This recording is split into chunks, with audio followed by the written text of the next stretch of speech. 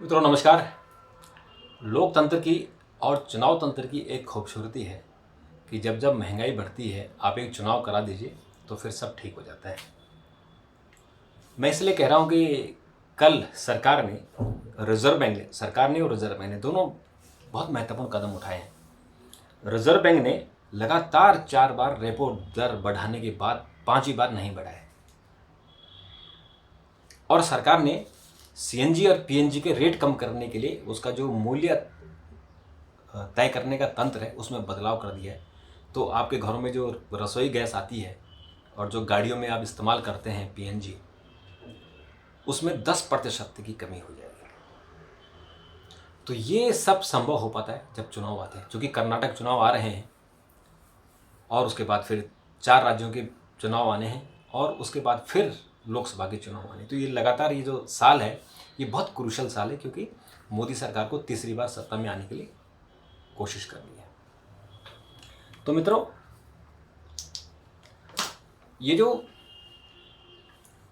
Reserve bank का काम है कि वो रेपो दर की समीक्षा करती है और उसके बाद वो इस बार जो उन्होंने जो रेपो दर था वो 6.50 पर स्थिर रखा है, उसे बदलाव नहीं किया है।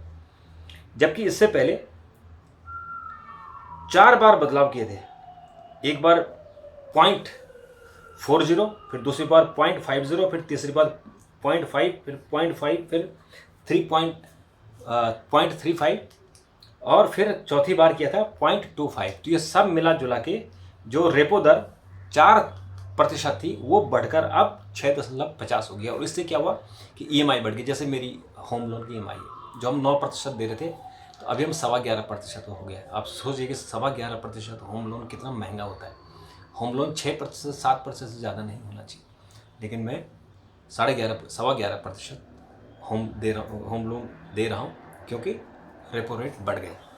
तो चूँकि कर्नाटक चुनाव है तो रिजर्व बैंक ने भी कहा कि हमें बढ़ाने की ज़रूरत नहीं है।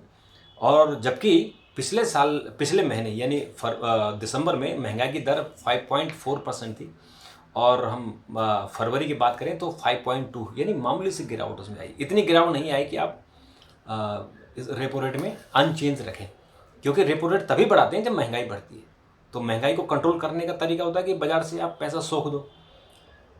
तो रेपो रेट कम हुआ, रेपो रेट बढ़ा तो महंगाई कम हो गई। तो महंगाई अभी स्लाइडली डाउन आ रही, तो इसलिए सरकार तर्क दे सकती है कि हमने चूँकि महंगाई अब 5.4% से घटकर 5.2 आ गई और आगे वो घटेगी, इसलिए हमने अनचेंज किया, कोई बदलाव नहीं किया। लेकिन स्वाभाविक सी बात है कि चुनाव को देखकर ऐसा होता है। दूसरा जो महत्वपूर्ण है कि जो पीएनजी और सीएनजी है उसके दामों में 10% तक की कमी हो सकती है। सीएनजी जो आपकी गाड़ियों में लगती है, आप सीएनजी की गाड़ियाँ चलाते होंगे, और पीएनजी जो आपके घरों में पाइपलाइन से आती है, और इवन जो आपके गैस सिलेंडर आते हैं वो भी पीएनजी से ही भरे होते हैं। तो अब इसमें सरकार ने क्या किया कि जो 2014 की जो दिशा निर्देश थे प्राकृतिक गैस के मूल्य में, 2014 के जो गैस थे घरेलू गैस को लेकर, घरेलू प्राकृतिक गैस जिसको पीएनजी बोलते हैं, उसमें 10% तक की कमी आने की संभावना है। कल कैबिनेट की मीटिंग हुई और सीसीईए ने उसमें चेंज किया और उसमें कहा कि जो घरेलू प्राकृतिक गैस की कीमतों को आयातित क्रूड की कीमतों में जोड़ा जाएगा। यानी जो क्रूड बाहर से आ रहा है और जो घर में हम उत्पादन कर रहे हैं उसको मैच किया जाएगा, है ना। और इंडियन क्रूड बास्केट में अंतर्राष्ट्रीय मूल्य के 10% के बराबर होगा। नई नीति में हर महीने गैस के मूल्यों का निर्धारण किया जाएगा। घरेलू गैस का उत्पादन बढ़ाने के अतिरिक्त उत्पादन पर 20% का प्रोत्साहन दिया जाएगा। तो इसका मतलब हुआ कि जो घरों में जब हम मतलब घरेलू इंडिया में जो प्राकृतिक गैस का उत्पादन कर रहे हैं उसमें कौन कर रहे हैं, एक तो अपना ओएनजीसी करता है और दूसरा करता है आपका रिलायंस, जो उसका KG6 में है, जो कावेरी बेसिन में है। और उसके अलावा जो विदेशी कंपनियां हैं, कुछ विदेशी कंपनियां हैं एक रूस की कंपनी है, एक अमेरिकन कंपनी है, बड़ी बड़ी कंपनी है जो राजस्थान में एक्सप्लोर कर रहे हैं, कुछ महाराष्ट्र में एक्सप्लोर कर रहे हैं। तो उनसे कहा गया कि आप जितना प्रोडक्शन बढ़ाओगे आपको 20% का प्रोत्साहन मिलेगा। तो ये सब जोड़ जाड़ के करीबन 10% तक की कमी आ जाएगी। यानी जो दिल्ली की अगर हम बात करें तो दिल्ली में जो PNG है, CNG है, वो करीबन 80 रुपये के आसपास है, तो घट के करीबन 72 रुपये हो जाएगी। और जो PNG है वो भी करीबन इतने ही, लगभग इसी के आसपास है, वो भी करीबन 10%, उसमें 7-8 रुपये की कमी आ जाएगी। तो इसलिए कमी आ जाएगी कि लोगों का जो गैस है, जो बार बार आलोचना हो रही कि एक सिलेंडर 1100-1200 रुपये का हो गया है, और घरों में भी जो पाइपलाइन से आप कुकिंग गैस आपके यहाँ आती है उसके भी रेट बढ़ गए, तो बिल ज़्यादा हो गया। जो जिसके घर में 150-200 रुपये का बिल आता था वो बढ़ के अब 450-500 रुपये तक हो गया है।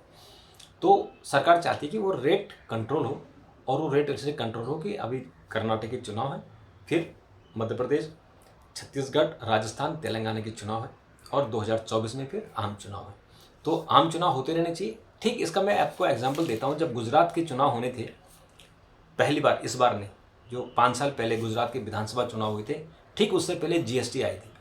तो GST लागू करने के बाद बहुत सारे आइटम ऐसे थे जो 28% के रेंज में थे, यानी जिनको 28% GST लगता था। तो बहुत लोग आंदोलन कर रहे थे कि बहुत महंगा, इसको कम करना चाहिए। और गुजरात के जो सूरत के कपड़ा व्यापारी थे उन्होंने तो आंदोलन भी किया था, उनको पुलिस वालों ने बहुत पीटा था, उनको लाठीचार्ज की थी। तो बाद में जब गुजरात चुनाव की घोषणा हुई तो सरकार ने फिर सूरत के जो कपड़ा व्यापारी थे उनको भी समझाया बुझाया, और फिर जो GST के रेट थे उसमें ड्रास्टिकली चेंज किया। 28% वालों को, बहुत सारों को 28 से हटाकर 12% पे ले आए थे, 16% पर ले आए थे।